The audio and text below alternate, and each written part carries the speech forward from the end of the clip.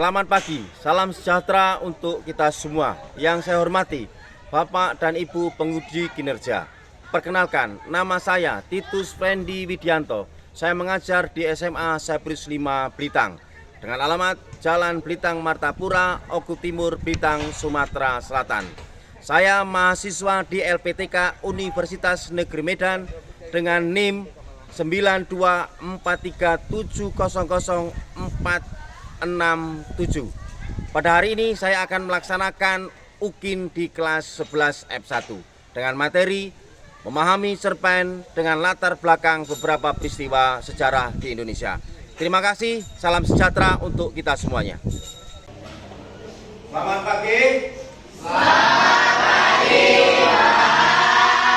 Bagaimana kabar Anda hari ini? Luar biasa. Baik, maka sebelum kita memulai kegiatan belajar kita pada pagi hari ini, kita berdoa terlebih dahulu. Dalam nama Bapa dan Putra dan Roh Kudus. Amin. Tuhan Allah Bapa yang Maha Baik, terima kasih untuk segala berkat yang telah Kau berikan kepada kami. Kami akan belajar untuk hari ini. Semoga pembelajaran hari ini lancar dan tidak ada salah suatu apapun. Kau berkati sampai siang nanti. Sekarang kami sampaikan kepadamu dengan perantara Kristus Tuhan kami. Amin. Bapa, Putra dan Roh Kudus. Amin. Mari kita menyanyikan lagu baru sampai.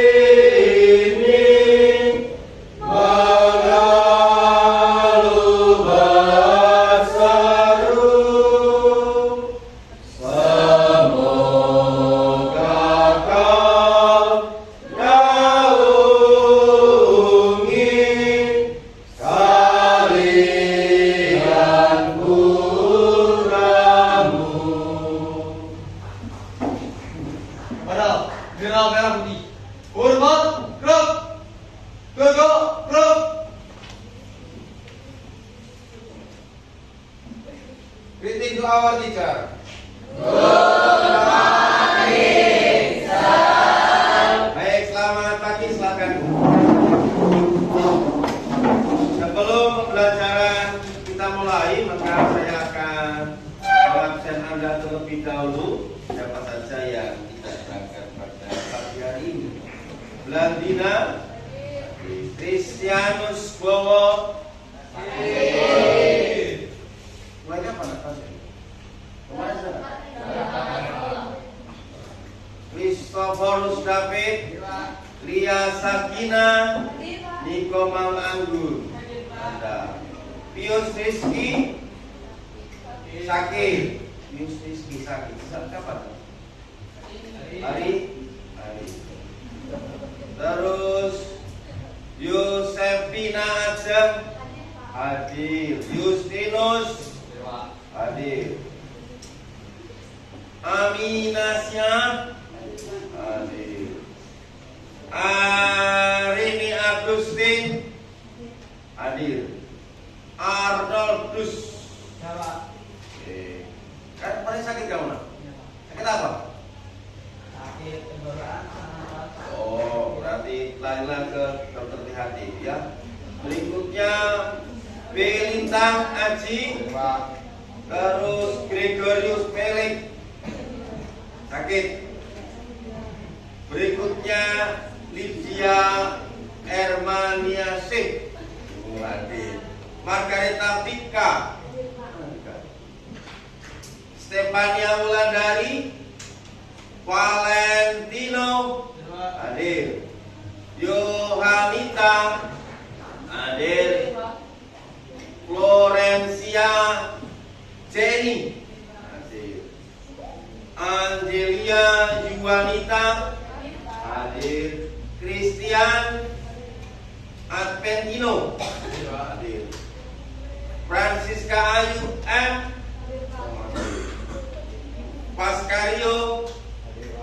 Paskario Gentania hadir.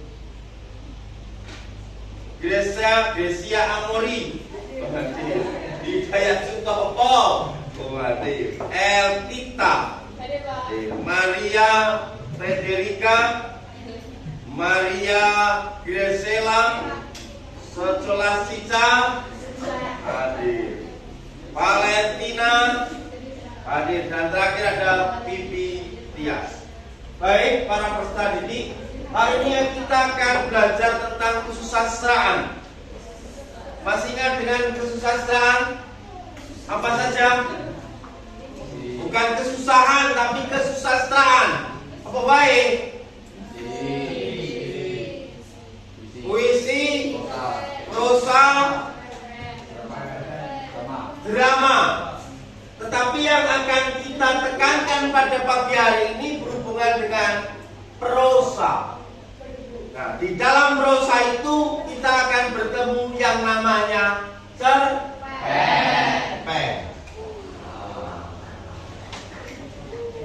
Apa yang akan kita pelajari, saudara-saudara?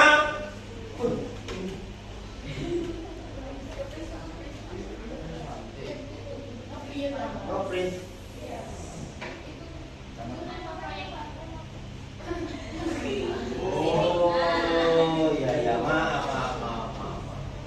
Terlalu semangat. Memahami cerpen dan latar belakang sejarah Indonesia. Hubungan cerpen ini nanti kita akan lari ke sejarah Indonesia. Banyak sekali sejarah Indonesia. Nah, tujuan pembelajarannya adalah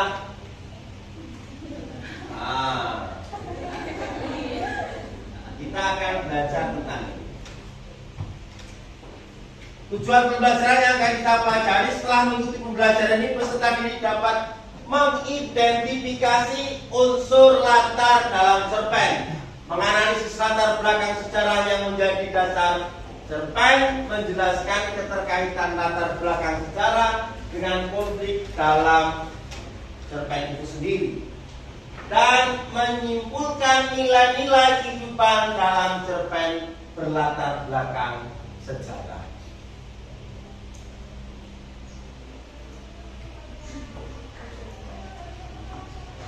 Dan terakhir, tujuan yang utama adalah mengetahui latar belakang peristiwa sejarah Indonesia dari salah satu cerpen yang akan dibaca, sehingga mampu memahami cerpen bersama bertema sejarah lebih komprehensif. Pertanyaannya adalah, yang hubungan dengan cerpen cerita sejarah itu apa saja di antaranya? Yang termasuk cerita sejarah yang dalam bentuk cerpen, selain cerita rakyat, selain hikayat, cerita sejarah yang termasuk cerita sejarah apa wae?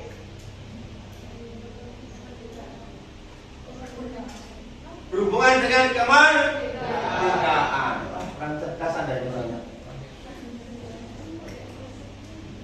Apa perbedaan novel dan cerpen? Apa? Cerpen sendiri terdiri dari 1 sampai 10 kata, sedangkan novel terdiri dari 7 sampai 60 kata. Betul.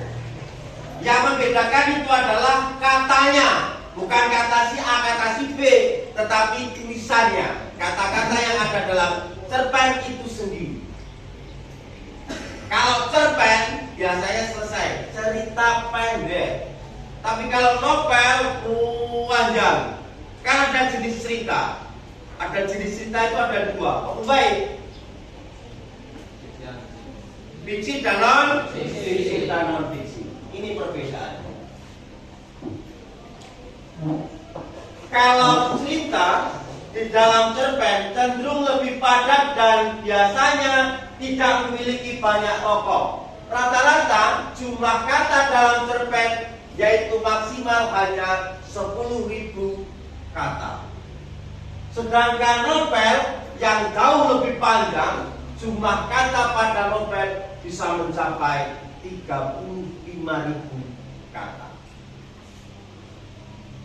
Para peserta didik, kita akan masuk ke intinya.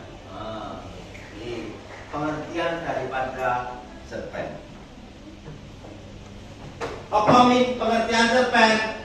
Cerpen adalah salah satu karya fiksi yang menceritakan sebuah peristiwa atau kejadian dalam kehidupan tokoh secara ringkas, padat, dan memiliki alur yang sukses.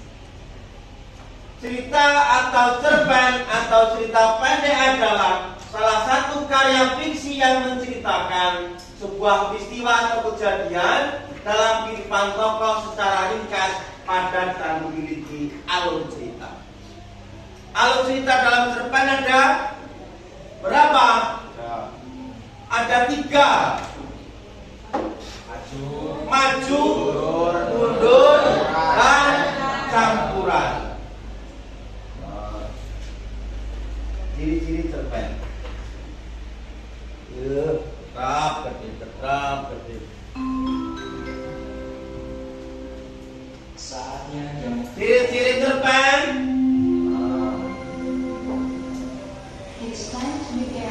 Satu, yang pertama adalah cerita fiktif, tidak nyata.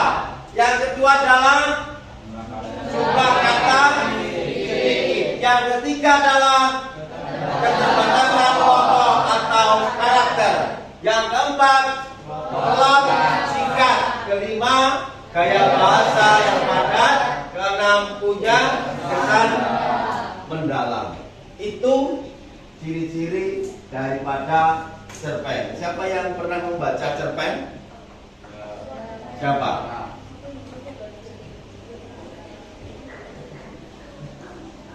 Hah? Ciri-ciri cerpen di antaranya fiktif, jumlah kata sedikit. Nah, berikutnya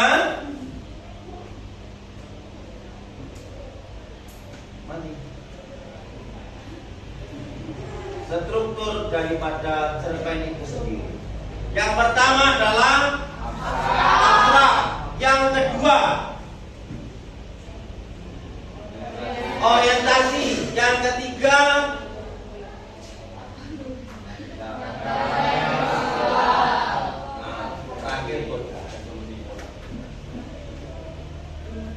struktur cerpen itu sendiri ada abstrak, orientasi, rangkaian peristiwa, komplikasi, resolusi, dan koda. Apa itu abstrak?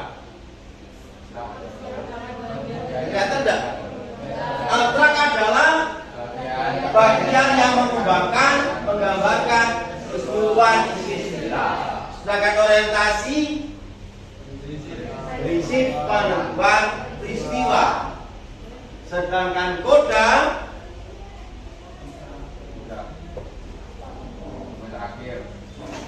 struktur cerpen itu gambarnya seperti ini, sama dengan alur cerita.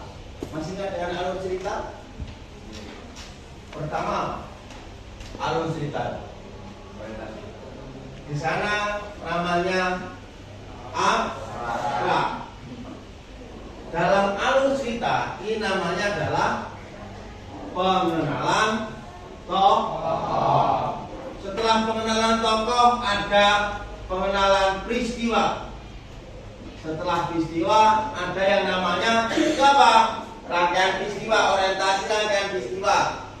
Berikutnya adalah klimaks, antiklimaks, penyelesaian, terakhir penutup. Ini namanya jalan cerita atau alur. Di sana itu ada abstrak, orientasi, ringkasan peristiwa, komplikasi, resolusi, dan terakhir adalah koda. Berikutnya, kaidah kebahasaan dalam sebuah cerpen. Yang pertama adalah satu, mengandung kalimat masa lampau. Di antaranya adalah suatu senja beberapa tahun yang lalu, terus beberapa tahun yang silam, dan sebaiknya. Ada menyatakan urutan waktu, ada mengandung kata kerja, ada mengandung kalimat langsung. Dari sebuah cerpen maka terbangunlah unsur cerpen. Apa saja unsur cerpen? Ada yang tahu unsur cerpen?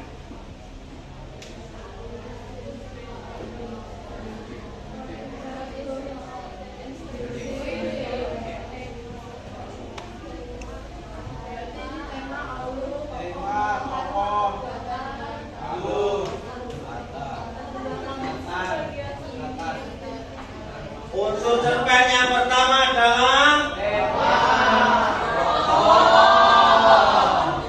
unsur yang kedua adalah unsur yang ketiga, unsur yang keempat, dan yang keenam. Masih tidak ketujuh? Selesai, Pak. Berikutnya cerpen dengan latar belakang sejarah. Jangan kita masuk pelajarannya adalah cerpen dengan latar belakang sejarah. Setelah kita mengulas beberapa materi tentang cerpennya, maka kita masuk ke intinya. Cerpen jenis ini menggunakan peristiwa sejarah nyata sebagai latar waktu sosial cerita. Contohnya, cerpen yang berlatar belakang sejarah. Apa?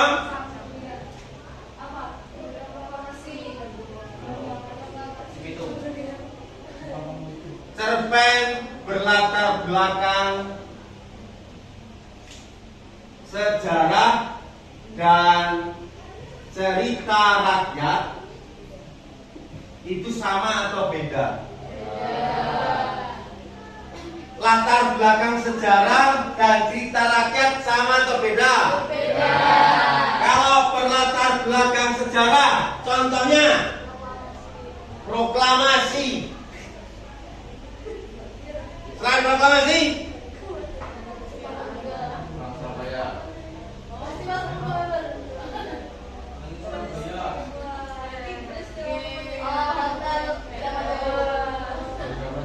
cerita dengan latar belakang sejarah.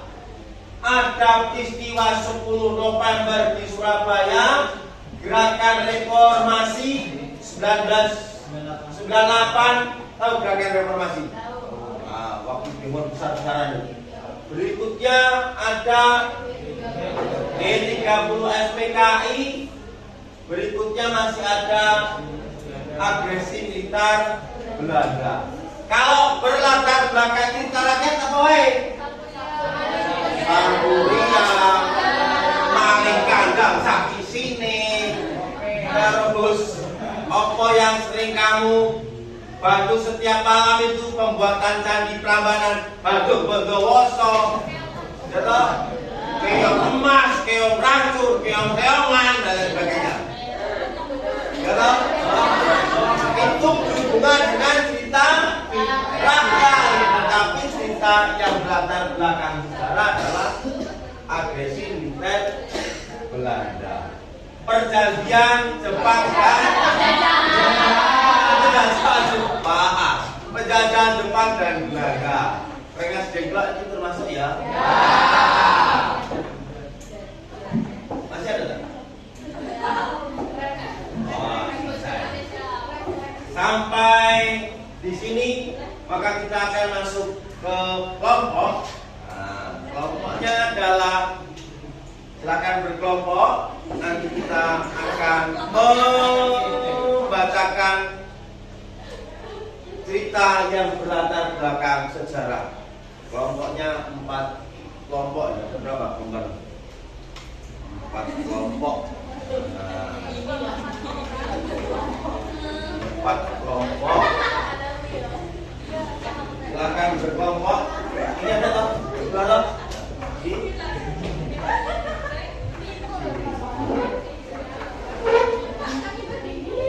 Satu, dua, tiga, oh ini berapa saja? 6. Ini ke sini pas. Baik. 4 kelompok atau 6 kelompok. Silakan berkelompok. Berapa? Berapa ini aja? Sana. 7 lembar semuanya. Apa yang baru Pak? Ya, pada hari ini kami mempelajari tentang beberapa hal baru seperti berkaitan dengan novel, lalu unsur-unsur cerita, lalu alur dalam cerpen dan hal-hal cerpen yang baru. Jadi hari ini Anda belajar tentang berhubungan dengan cerpen. Apa itu cerpen tadi? Cerita pendek yang berisikan tentang cerita terdiri dari 10.000 kata. Yang membangun cerpen itu sendiri adalah apa yang membangun cerpen itu? Pembangun cerpen adalah unsur intrinsik. Yang membangun cerpen itu adalah unsur intrinsik. Bagaimana dari materi yang paling kamu sukai atau menarik dan kamu perhatikan dari penjelasan tentang membangun cerpen tadi? Apa? Bagian saat kita mempelajari tentang unsur intrinsik, karena dari situ kita akan lebih fokus dan lebih saat membaca menentukan apa isi dari unsur intrinsik. Ya. Hal yang paling utama dalam sebuah novel atau cerpen itu adalah pembangun cerpen itu sendiri, intrinsik dan ekstrinsik. Sama, paragraf juga pembangunnya ada, namanya alinea. Paragraf itu pembangunnya. Kalau kita tidak memahami dari unsur intrinsik dan ekstrinsik, kita tidak tahu unsur yang ada di luar dan di dalam. Yang ketiga, bagaimana yang masih kamu anggap sulit dan membingungkan Anda? Mana yang paling sulit? Pertama, bagian dalam pembuatan unsur cerita sendiri, Pak. Karena kan kita perlu teliti dalam mencari bagian-bagian terpenting, terutama dalam penulisan, latar, atau tema dalam cerita tadi. Ya. Kalau kita tidak bisa memahami atau belum membaca, maka Anda belum bisa membuat unsur intrinsik dan mencari pembangun sastra itu sendiri. Yang keempat, apakah kamu bisa memahami keterkaitan antara cerita dan latar sejarah Indonesia? Cerpen dan latar sejarah Indonesia. Apakah Anda memahami keterkaitan cerpen dan latar sejarah Indonesia? Bisa memahami? Bisa? Jadi cerpen dan latar sejarah Indonesia itu ada keterkaitannya. Apa keterkaitan ceritanya yang tadi? Bahwa cerita sejarah itu bisa dibuat dalam sebuah novel atau cerpen. Apa tadi cerita sejarah diantaranya? Proklamasi kemerdekaan, Surabaya tadi G30 SPKI, nah Rengas Dengklok. Maka bisa juga nanti dihubungkan dengan cerita rakyat. Apa cerita rakyat tadi? Maling Bundang, Borobudur,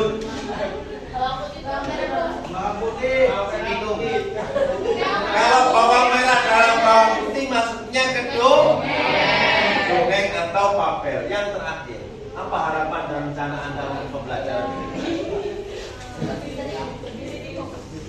Saya ingin mendengar dari Anda. Apa harapan atau rencana Anda untuk pembelajaran berikut?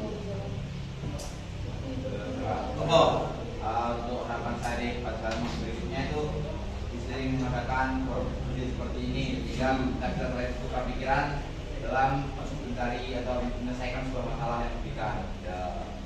Terus yang lain? Cukup? Cukup? Baik, untuk PR di rumah boleh dicatat.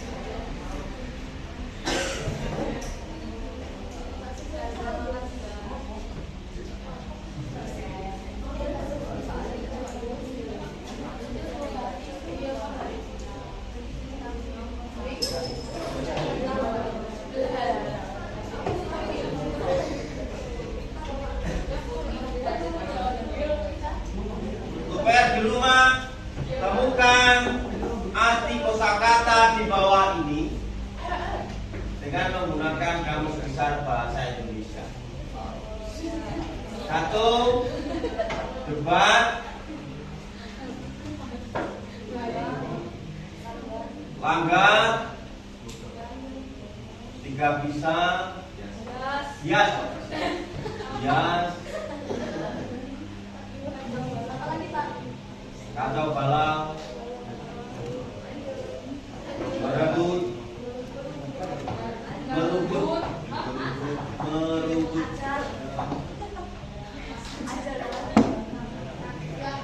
laknatullah, ajal,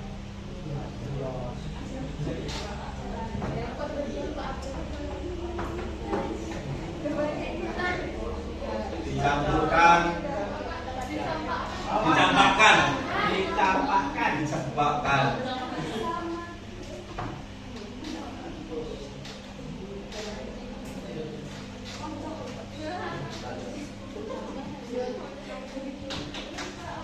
Moncong,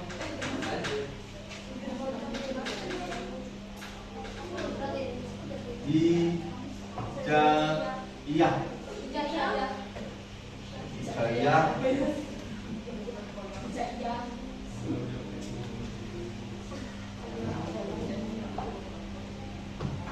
kekang, sahid, pelopor, opor, gugur,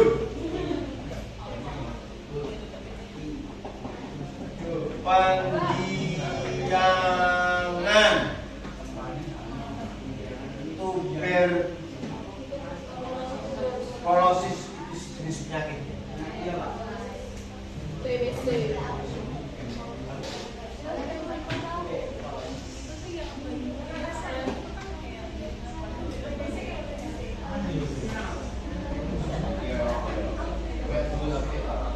Untuk PR di rumah nanti bisa dikerjakan di rumah masing-masing.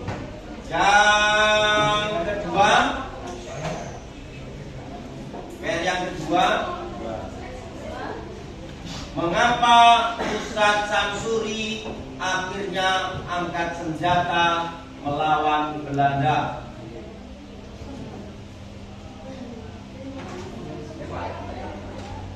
Mengapa Ustadz Samsuri akhirnya melawan Belanda?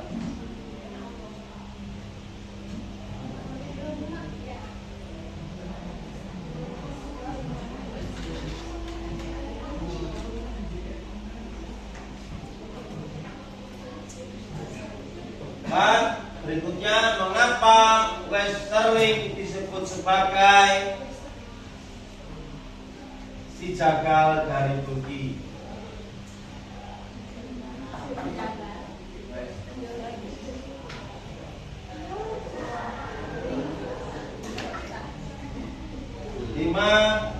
Berikutnya, bagaimana pendapatmu akan sikap rahim yang memilih menyelamatkan istrinya dulu daripada berangkat melawan Belanda?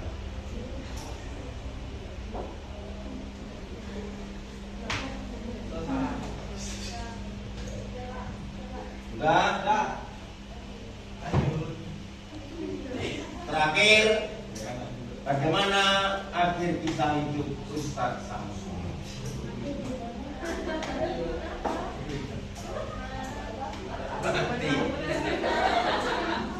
Dan silakan kembali ke tempat duduk masing-masing.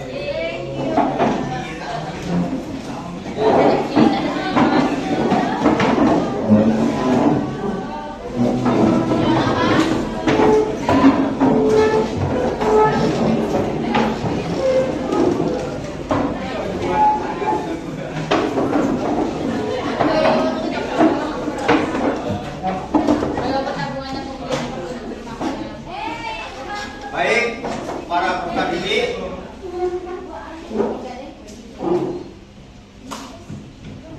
duduk, kertas yang tadi dikumpulkan.